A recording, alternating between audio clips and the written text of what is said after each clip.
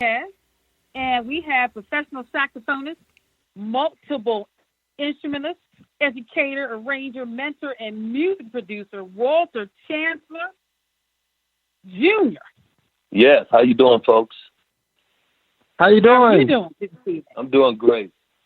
How about yourself? Great. You're Thank you for doing great. joining us. Yeah, thank you for joining us on this podcast this evening. Appreciate you having me on this evening. Yes, yes, yes. So I wanted to say, I wanted to say right off, I played your "Beautiful Day" 2 last week on the Sunday Jazz Experience radio show, and I'm telling you that song is wonderful. Oh, thank you very much. Thank you very much. Yeah. That So my song, first that question song, out, really. Oh, go ahead. that song was inspired by, my mother passed away last June, so it's been over a little year, and Oh, wow. Okay. I dedicated that song to her as "Beautiful Day." As you know, as we all Wow. know, when people are born, it's a beautiful day, and as we leave, it's a beautiful day as well. So we have to count our blessings in both instances. Yes, we definitely do. Yeah, yeah. So that was part of one of my questions is, my condolences to you, especially my condolences to you, because my Thank you mother very much. passed away. My mother passed away last year in September. So, Oh, I'm sorry. Sorry to hear that. yeah, yeah. So that was sort of one of my questions as far as, so you get your ideas from things that happen in your life, or when you when you get your compositions together. Yeah, it's all about experience and what I've been through, and then things of the moment. If there's something really good that's going on, then I'll write about that and get inspired by that experience, and move on to writing the song. Okay, great, great. Hey, Jasmine, you got a question? Yes. How you doing, Walter Chancellor Jr.? Hey, Jazz, And man, also, how are you? all right. I also want to extend my condolences to you and your family. Thank you, my brother. Appreciate you. All right. And my first question is, how do you compose an album? Like, I hear from writers, like they get writer's block, or, and so they have to put it off. But do you get inspired for the whole album? Is it individual songs? Exactly how you go about it? Individual songs is where it starts for me. And the way that I build my songs, I always start out with a strong drum beat. And as we all know, our ancestors, this is how they talked to each other. This is what they were inspired and they used in language, and our heritage. And I start there with the dance of the drum. And then the drum inspires, words, of course. Excuse me. And they inspire melodies, and they inspire something musically that's going to be said. So then from there, that's when I build on, and I put other instruments on top of it. Not even the saxophone is what I play, but I'll start with the drums, and I'll build a nice beat, and then from there I'll put chords down. So then whatever mood I'm feeling with the song, I'm going to build chords around that mood and that feeling. And then from there I would add a bass. I'll do a bass and add that, and then from there, it's like, okay, I got the groove. This would be the melody. Well, not the melody, but this will be the verse. And then from there, I would, say, okay, I can't play this verse all through the song because it has to change, as what we know as bridges and changes. So then I'll put a change in, according to the chords that I had previously composed. And then I'll listen to the whole thing, and then I'll come up with the melody from my horn, and then finish the song off and mix it and so forth. So otherwise, the sax comes at the end. Sax always comes at the end for me. Yep. Oh, that's interesting. That is interesting. Yeah. Yeah, for me, and I've written, I should say, hundreds of songs, and each one of them is done in that fashion. Beautiful Day was done in that fashion. Okay. And Lady Praise, you have a next question? Yeah, that is very interesting because, wow, I've always thought it was more, I sing myself, and I sing in my church choir and sing at different community events. And I've always thought that when you build a song, it's always like, again, some people say, okay, yeah, I'm going to sit down and do the melody first, and I'm going to sit down and write it out. Like Jill Scott writes out her, a lot of her songs came from her diary that she wrote as far as in her as poetry. And then she had her lyrics in front of her and then said, okay, let me sit down to a piano and bounce it in and whatever. But that is interesting. Yeah, that's my approach. And all my songs I've written from start to finish, I do it in that fashion. And now sometimes there was one song once, just one, and I can remember it. It was a long time ago. I never put it out, but I did start with a melody. And then I went to the piano, and then that's when I started writing chords over that melody. That's only one song out of all the hundreds I've done in that fashion and in that. Yeah. Wow, that's fascinating. Wow. Well, I have another question for you. I see that you have performed with a lot of different artists here with Chaka Khan and Bobby Lyle. How was it working with Maceo Parker? Well, Maceo, I had a band that was called Conversation Piece, and we had a house gig downtown at a club here in Minneapolis called Jasmine's. And when we first started playing, I tell you, the first 3, 4, 5 weeks, there was nobody coming in the club. And then all of a sudden, we were getting lines to come in the club. The band was really popping. It was really popping. So Prince would come down like twice a month, and he'd sit in with us, and he would bring different people down. One night he brought Maceo Parker, and he brought who else was there with him? Candy Dolfer was there, his trombone player they used in his band. He brought Greg Boyer, and then he also had Larry Graham down there, and all these guys were on stage with us at the same time. Prince himself. Yeah, this happened. This was a monumental moment for me. I always wanted to play with him, and then here he is coming to a club where, I assembled a band, and he's sitting in, And Kirk Johnson was the one who was playing drums. He worked with Prince in the early years as a dancer, and he worked up to remixing. Then he started engineering and doing things like that. Wow. He was the one that introduced me to Prince, and he was the drummer. So, those experiences were great. So it's always been great to have those people on stage with me at some moment, even though it happened once, And Prince also produced a record for Chaka Khan. And by the way, I just saw her last week with Michael McDonald here at the Mystic Lake Casino. It was a great show. But I bet that was a great show. Ooh. Oh, it was awesome. And Prince, Kirk Johnson was actually doing some work. He said, "Hey man, you called me, so you want to do some recording on Chaka's record?" I said, "Chaka?" He says, "Yeah, Prince is producing a record for it."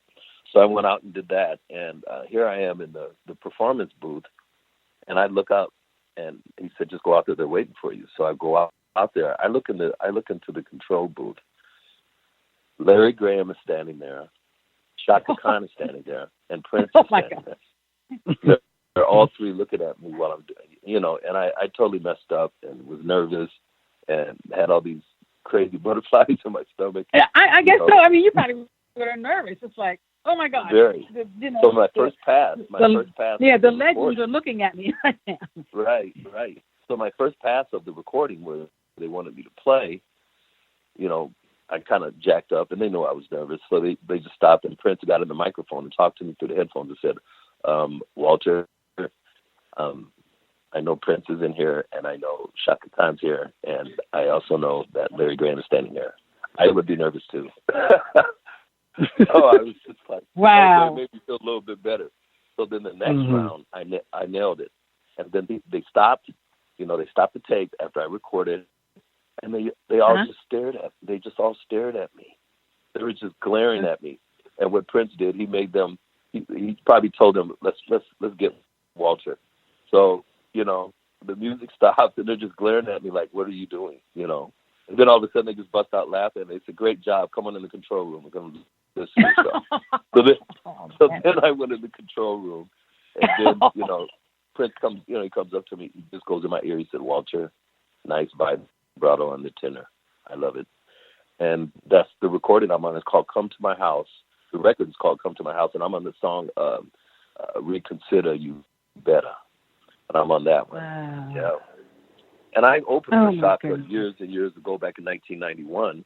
I opened for her with a band that was called the Underworld. And this was back in 91. And that night I met Janis Jackson, I met Jimmy and Terry, I met Johnny Gill. All those guys were at that show. And Shaka was very nice. And I was smoking at that time, and she lit my cigarette for me when we were doing the sound check, because you could smoke in the clubs. She says, you smoke? And I was like, yeah, I smoke. And she comes, here, let me light that for you. She lit my cigarette. So, you know, what can you say? You know, Shaka Khan lit your cigarette for you, you know. Yeah, and, did you pass out afterwards? I wanted to. I really wanted to. I felt a little faint, like I don't believe this is happening. Let me slap myself and pull myself up out of this dream. But that was a magical night. Wow. I was shocked. And then later, when I saw her at Paisley to record on the stuff that Prince produced for her, I came in the front door, and she looks at me. She goes, I know you from someplace. And I said, yeah, I opened for you back in 91. And this was like 5-6 years later, you know. Wow. So it was great doing all that work with them, and I was very fortunate. And I praise my God for that, for giving me these opportunities. Yeah. Because when I moved to Minneapolis, I came up here with next to nothing. I came up with $60 in my pocket. I had a Datsun 280ZX. I remember them. Yeah, I only had 3 brakes on it, and you know, coming up on winter time. I had all my clothes. I had my stereo, all my vinyl. I got all my records. Actually, I left some of them. I took the best ones with me, and then later when I went back home to Des Moines, is where I'm from and was raised. I drove back down there at a later time and got that stuff. But I had some really, really hard times. I quit my job in Des Moines just to come up here. So, you know, I had some rough times coming up. And, you know, again, you know, I thank God for these opportunities that have been bestowed upon me to do these things and to be in the place and space I'm at now, you know. Okay. Wow. Incredible. Yep. Incredible. Yeah. I worked with him. Just on the Prince thing. I worked for him for it was 2 years before he passed away. He had me really? some software work. Because, I teach at a college here. You know, my music is just my only field. I'm a teacher as well, but it is connected to music. So I teach recording, and I teach production at the Institute of Production and Recording here in Minneapolis. And I've been teaching there for 17 years, and I've probably taught at least 2,400 students throughout that time. So everywhere I go, I see my students. They're everywhere, and they work at stores, Guitar Center, this and that. You know, some of them even work at the casinos. And I've done jobs and played different engagements, and there they are. They pop their little heads up. And, hey, Walt, you know, there I am. You know, seeing my students in their professional work. But I do a lot of things here in town. Also involved with the Twin Cities Mobile Jazz Project. Andre Fisher. Yes, I was going to ask you about that. Yeah. Mm-hmm. That sounds fascinating to me. Andre Fisher's a dear friend, and he used to be the drummer for Rufus and Shaka Khan. He was also married to Natalie Cole. Yeah. And, he lives here in town. He had a lot to do with that record Unforgettable, you know, that she did. You know, he was married to her at that time, and he had a lot to do with that production. But he's a really good friend. We've been friends for at least the last 8-9 years or so, and we hang out a lot. And actually, he came to my last show. But anyway, we wanted to do something that, you know, would educate kids and inform them about this, you know, American art form, which is jazz. You know, that's the true music that's come from this country. You know, exactly. As well as country music, but country music is definitely country music is a baby to the blues, slave songs, all kinds of stuff. But now you have a different demographic of people that sing it, you know, these days, you know, and you have some African Americans that sing like Charlie Pride. You've got Darius Rucker, you know, people like that. But that music was derived from blues and all kinds of stuff. But anyway, we teach jazz and inform jazz, have jazz concerts like throughout the summer. We have them every Wednesday here in Minneapolis in different parks. The organization, the foundation, it's actually a nonprofit, and we're partnered with the Minneapolis parks, here. And the parks here have been rated as some of the best parks in the U.S. here in Minneapolis, the city parks here. They're awesome and very, very well connected as it relates to art and doing different things. But anyway, we do these concerts every Wednesday, and I'm a founder. Andre Fisher is a founder. Ryan Cahill, who's he's a photographer / graphic artist. He does websites, and he helped me with my initial website at one point. He's also one of the founders, and Diane. There's a bunch of people in this, but we have a small circle of people that started it. But now it's blown up, and they got community.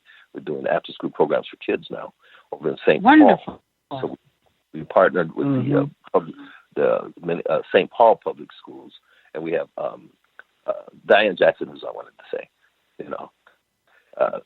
about one of the founders. But we made ourselves in the community centers over there, have after-school programs. So, to help these kids express themselves and do something different, have another experience with making music and beats and things like that with, some tools that we have in the studios per station, different stations, like 5, 6, 7, 8 stations in a room. And these kids can sit down and make beats with some software that's easy for them to work. They don't have to, know piano. And if they do, that's even the better. But they're able to make music and record and make songs and express themselves through their lovely little hearts. So that's what we're doing with that. Mm-hmm. That's a very admirable thing that you all are doing. Yeah, well, at this age, Jazz Man, I'm in a place now where I've had my accolades, and I'm still going to accomplish more. That's my intention. I want to keep going and doing stuff. This last single was on Billboard and everything, but these accolades, they're not the forefront of what it is that's deep in my heart. And what's deep in my heart is giving back. When I was younger, I wasn't exposed to this kind of music and what these kids are exposed to here in this city when I was in Des Moines. It was a little bit more shut off, but we had music. People had a lot of bands. We had great bands down there.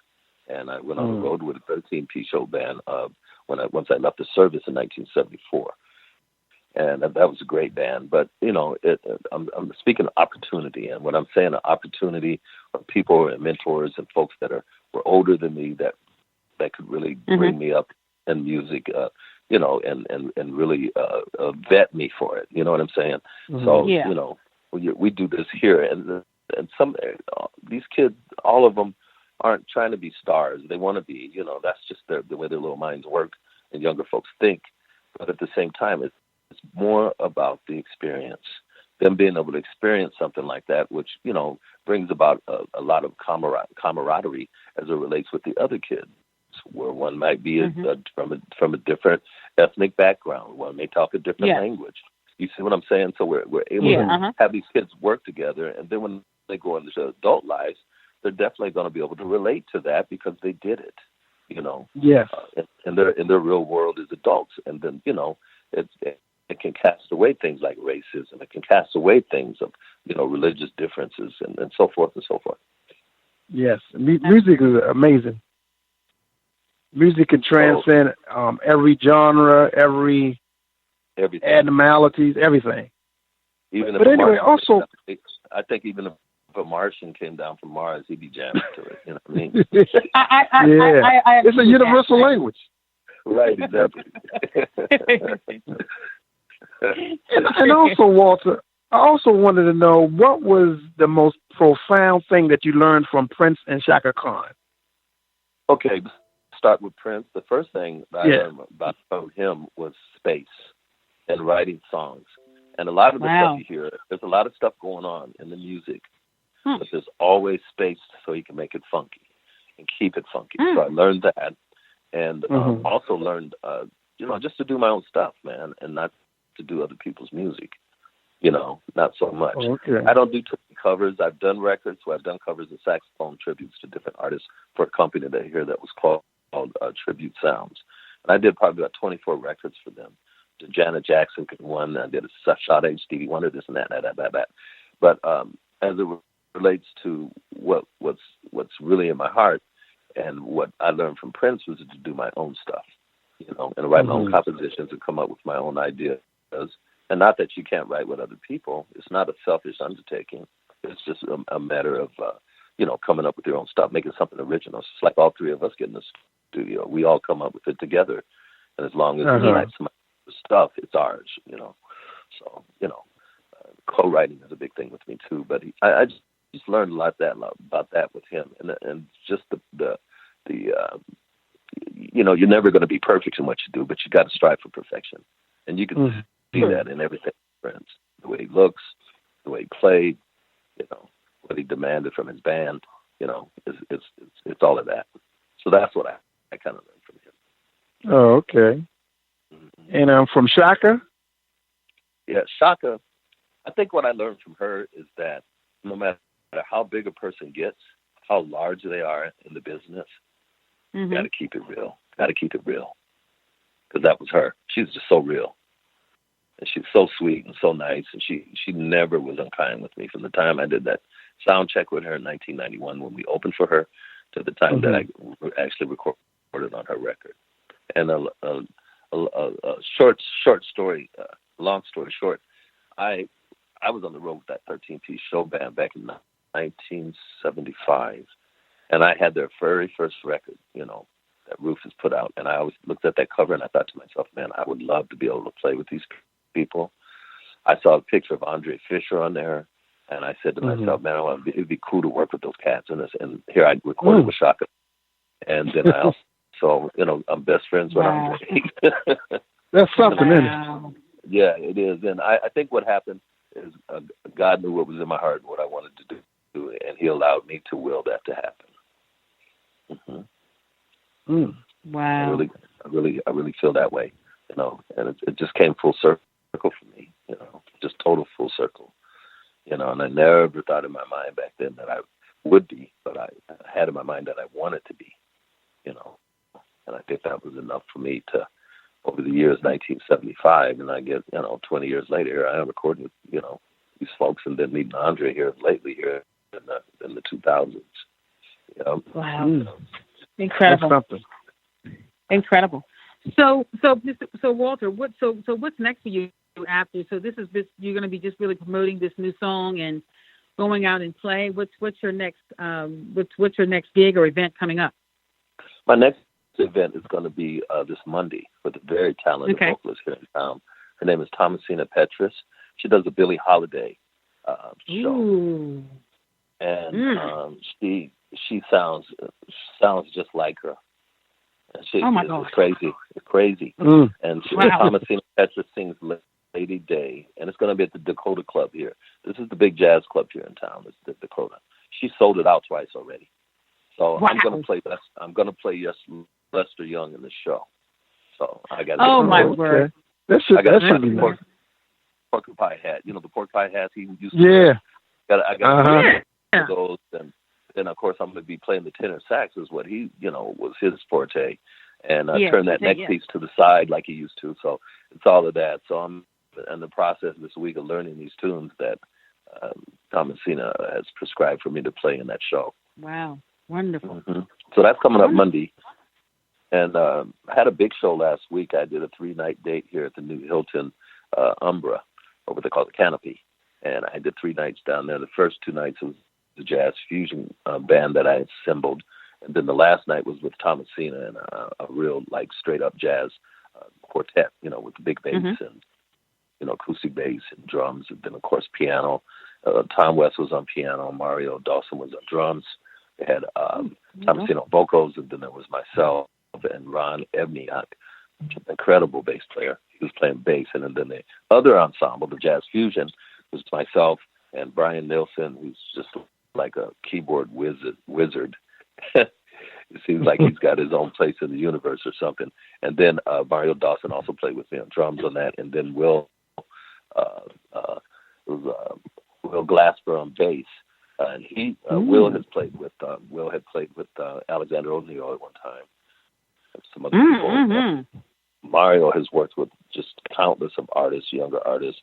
I think even with R. Kelly at one point. And then the piano, Tom West, his folks and family have a school over in St. Paul, which is called the West Music, can't pull it out of my mind right now, but they've got a school. His brother has a school over there, Okay. Yeah, and they have a school where they teach, jazz, for kids, and they take lessons and things like that. It's a great school. Yeah. Great. Mm-hmm. Okay, so well, wonderful. So those are the places I played. But again, the Yeah. show coming up this Monday is what I'm really excited about, and I do a lot of corporate jobs as well. So I get hired for those things, and for their events and stuff like that. Probably becoming more public as I book my band here in the future. I would like to book outside of Minneapolis. I'm working on some things down in San Antonio. I'm trying to do some things, and also some things I'd like to try to do out west and get more into these smooth jazz festivals and things like that. Yeah, hopefully you'll come this way on the East Coast. Where we're located. So where you're located at? We're located in Maryland. Maryland? So there's some really good, there's Rand's Head. Maryland, D.C. area. Yeah, Maryland, D.C., Baltimore area, yeah. I've got a good friend that I've worked with for many years and been knowing for many years. He's featured on some of my previous material and records. His name is Mike Scott, and he's out in D.C. And he's with Justin Timberlake now. He's the guitar player that plays with Justin Timberlake. Oh, wow. Yeah. He's been with Justin for 7 years, and he played with Prince for a while as well. We all kind of intermingled in that camp at one point in time. Yeah. Okay. So yeah. Wow. So that's about the best connection I have with the DC area. Okay. Great. Okay. Well, Jasmine, now, do you have any other questions? Yeah, Walter.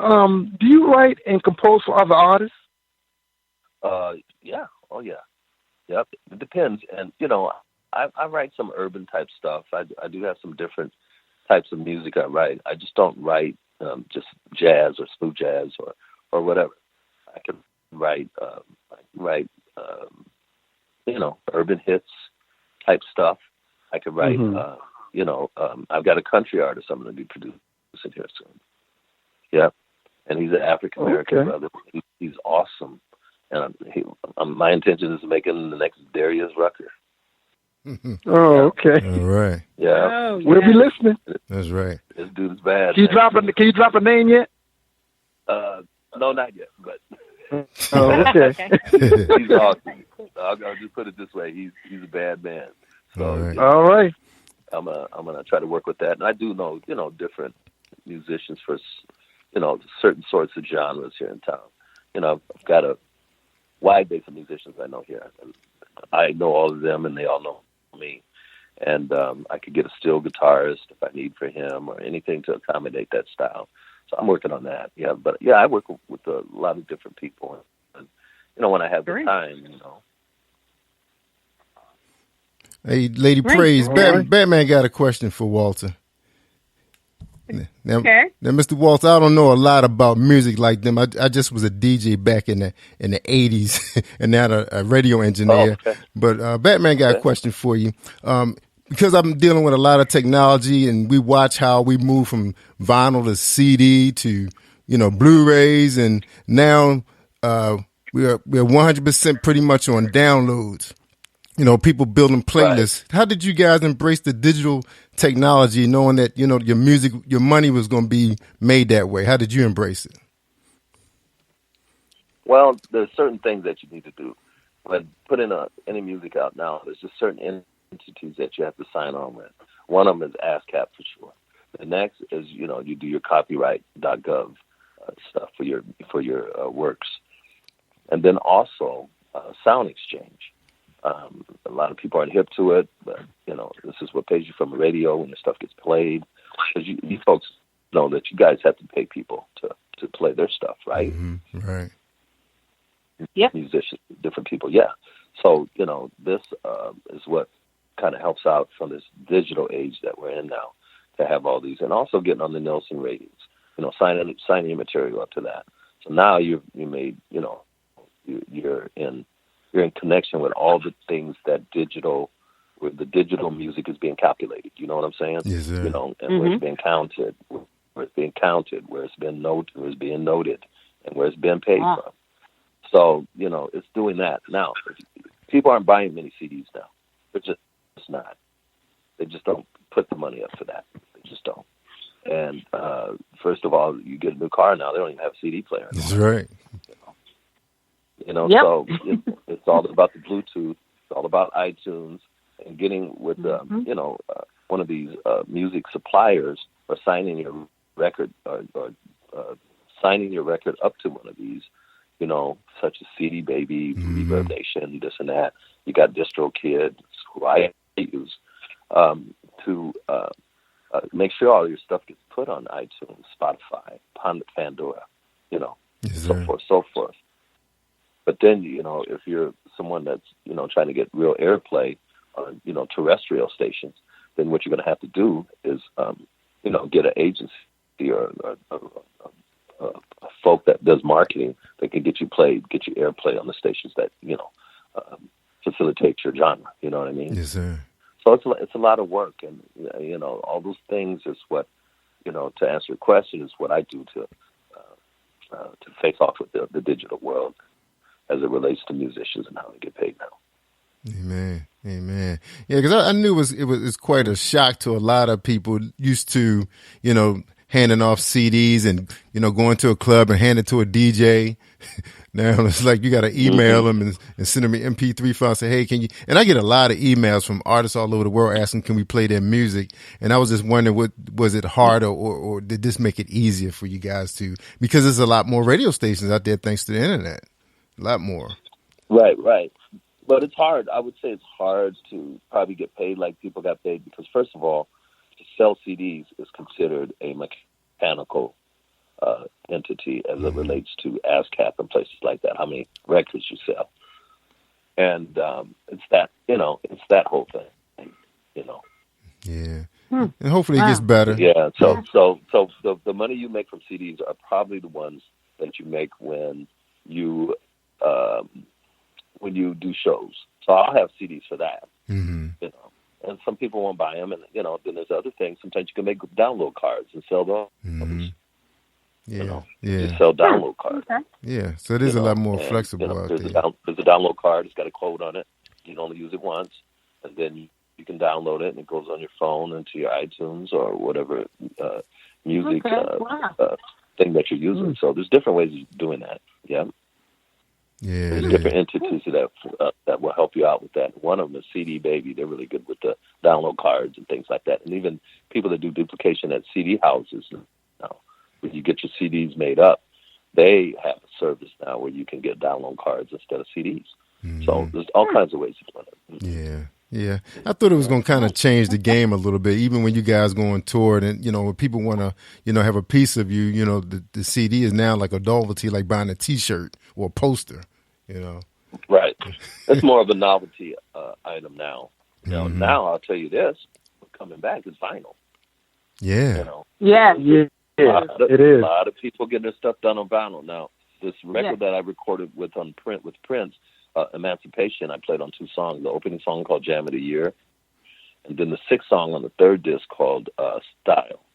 And that CD has just been, you know, jumping around here and there. I'm sure everybody and their mom has been trying to buy it up just because. Yeah, I had that CD. Prince, with Prince being gone. I played on the first song, Jam of the Year, and then I played on Style. I'm on both of those. Oh, okay. Beside the credits, they're in there. And also, you know, as time has went on, they've decided that they're going to put that CD out they're going to put it out on vinyl. They're going to re-release it on vinyl, and it's going to be 6 records opposed to the 3. Wow. It's going to be 6 records. Yeah, so they're doing that on vinyl. So I'm really excited about that, to see where that goes. And I don't know, September or November, sometime soon, though. Yeah, that's going to be exciting. So why do you think that? So Walter, why do you think the industry is going back to vinyl? There's a lot of people buying really, really expensive vinyl equipment. There's people that have like systems, really wealthy folks that just get into that whole technology, and they'll spend $100,000 on stuff. just on a record player. There's people that spend, $25,000 on a record player. Wow. Yeah, actually, we have the turntable. Yeah, and then the amp would be. Yep, and you'll see the amp would be, tube amp of some sort, and that cost, that could cost another, $10,000. Wow. Yeah, we got 2 turntables in our studio. Yeah, and there's a gentleman in Chestertown that has opened up the place called the Listening Room in Maryland here, and he sells those exact systems for around $10,000-$15,000. Yeah. Yes, it's expensive. Yeah. It's an expensive hobby. Yeah. My system that I bought in 1970s, I had it all refurbished, and I'm sitting here in my living room right now looking at it, and I got my amp, my old amp from '78. I got my speakers that were made in '76, and I've got my turntable that was made in the late '70s. Wow. And I got it all refurbished. I got my speakers fixed up and did all that. And I blew the speakers years ago and just never got them fixed. But I took them to a guy who's a good friend of mine named Eddie Chipoletti here in town. He fixes anything that has something to do with, mechanical turntables, DAT machines, any of that stuff, amps, whatever, speakers. So I gave the speakers to him and took the amp, and he refurbished it for me, and it's working great. Wow. So I've been listening to my old records and my old George Duke, and even went all the way back to I got the vinyl for James Brown Live at the Apollo. I listened to that one. So. So, I've got a serious collection. Yeah, the vintage. Not fast as many people. I would say I have at least 400 records, but there's other folks that have thousands. And for me, it's not that big, but I do have some choice cuts in my collection. It's like, people will be jamming on every other record, that's for sure. Yeah. That's right, vintage. Yeah. I heard it was a guy that actually travels. But to answer your question about the vinyl, you asked me why, and I think that's what it is. Yeah, the baby boomers. Oh, okay. It's probably a baby boomer thing. Yeah, exactly. Yeah, they got time. Definitely there. But the young ones are catching on to it too, man. Because there's a lot of younger groups that are coming out, writing music and doing stuff, and got a name, and they've got budgets enough to get that made, because it's expensive to get vinyl made for your material. It's spendy. And of course, back in the day when we had record companies and things like that, they always had the cash on hand to be able to take care of that financially. Yeah. I love the instrumentation on vinyl. I love the instrumentation in terms of what you can hear for each instrument. Right. It is more profound to me. Oh yeah, it's definitely got its own vibe now. It's got its own vibe as compared to a cassette deck or 8-track or or even a CD. It's definitely different. But my thing is this: the quality of the music. If the song is hitting, no matter what genre it is good music. And as long as it's good music and you hear it as an MP3 or whatever, you're still going to be able to enjoy it. You're still going to be enjoyed. But then again, that whole vinyl thing is a matter of taste. That's right. Yeah, cool. Yeah. And taste and money. Yes, because it's expensive. You buy a record these days, it's going to cost you like $25-$30 at the least. When records used to cost $12. Remember when it cost $12? Yeah, $10-$12. Yeah. That's like $9.99. Right. I've got records of my grandparents from the '50s, and they still got stickers with the what it costs. It'd be like $3.99. Yeah, but you got collectors though, because I remember a guy told us that he would fly out to see us because my wife actually had inherited a collection, and the guy said I would fly out to look at it. And I was like, wow, he's gonna fly here. So that is, I guess he saw something come. Yeah, this was like 3-4 years ago. Serious about it, man. Yeah, this that serious. Yes, it was like 4 years ago. But we never set it up because we figured we should hold on to him a little bit longer, see what's going on. Right. Yeah, that's smart. Yeah. Oh yeah. Yeah. Amen. Okay. Well, thank you so much, Mr. Walter Chancellor. I've enjoyed. Well, thank you for having me, and this is an honor to be on your show, and I really appreciate what folks are doing, and I appreciate you. So, thank you very much. Amen. Yeah, we really appreciate it. Yes, sir. Thank you. Definitely going to have you back soon. Now, just for the listeners that's listening in and who may listen later when this podcast is put up, my website is Walter Chancellor, Chancellor Jr.com. So you go to my website and keep up where I'm playing and what I'm doing here and what I'm not doing there. All right. So I'll be doing something here or somewhere, some kind of way. And if things float up, I'm probably in the lab trying to come up with something new. All right. And sounds good. We're definitely going to be playing your music on our show, on the Sunday Jazz Experience too. So, Thank you very much for that. I appreciate Absolutely. that. Absolutely. Thank you. Thank All right. you. So we were in the show on his single. You ready to introduce it? Yeah, Yvette? let's do it. Okay. Oh, thank you. Let's do it. This is hopefully this is going to be the single "Beautiful Day." Yes, it is. Yes. Yes, and this is by Mr. Walter Chancellor Jr.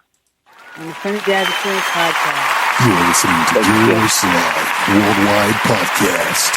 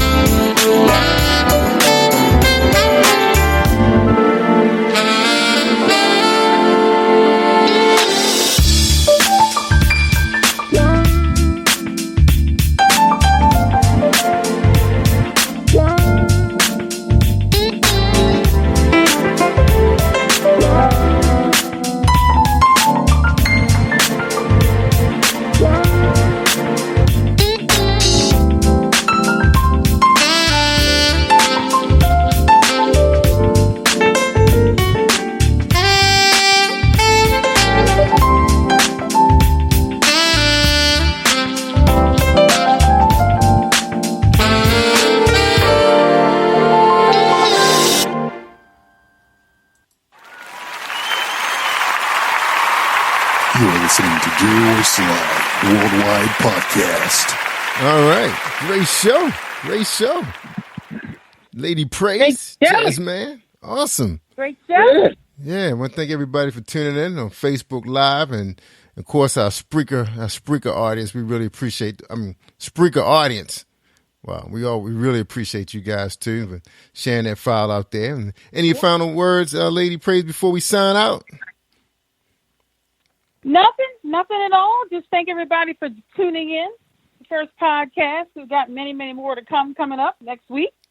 So we're looking forward to just sharing everybody, just talking to a lot of different artists and stuff, and really getting into a lot of stuff. So that's right. Just stay with us. We're going to have a good time. All right, Jazz Man, any final words, sir? I would just like to say thanks to all the listeners, and have a blessed week. And there'll be many more exciting podcasts on the way. That's right, especially for your music lovers.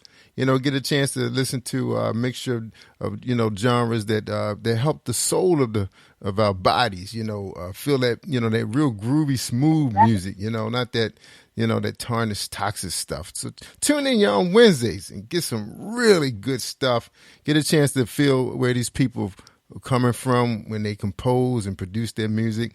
Next 2 weeks we have some artists coming out of Chestertown.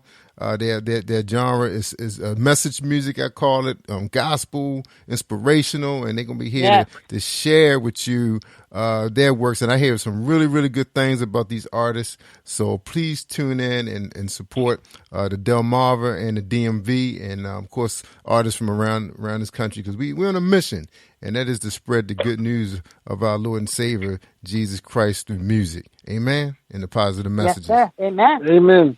All right. Everybody have a good night and stay tuned for more. That's right. It's more of Peace. the Sunday Jazz Experience. All right, Amen. Be blessed.